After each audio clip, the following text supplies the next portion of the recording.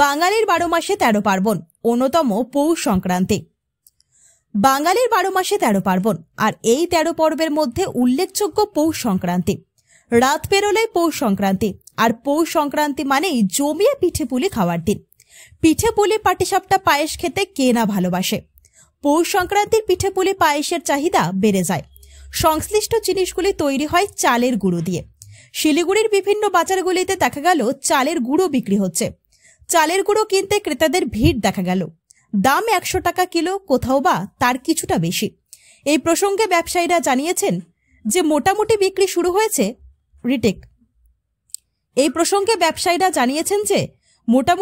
শুরু হয়েছে আশা রাখছেন এই বছর প্রত্যেক বছরের মতো পৌষ সংক্রান্তির সময় চালের গুঁড়ো ভালোই বিক্রি হবে।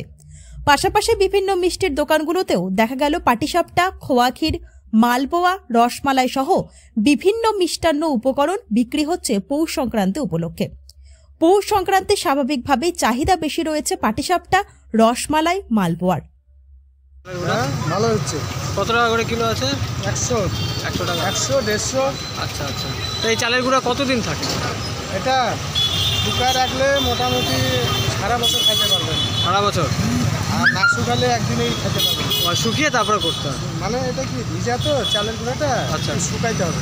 আচ্ছা, কত কিলো বিক্রি হয়েছে এখনো পর্যন্ত? হ্যাঁ, এখনো পর্যন্ত কত কিলো বিক্রি করেছে? এখন তো কত 50 কেজি মতো বেশি। আর কি আশা রাখছেন এবার কেমন বিক্রি হবে? হ্যাঁ, কি আশা রাখছেন কেমন বিক্রি হবে? এবার বাজার খুব খারাপ, মানে আগে যা বেচা কিনা করছি অনেক কম। আপনার নামটা? আমার নাম হচ্ছে জয়শঙ্কর বর্মা।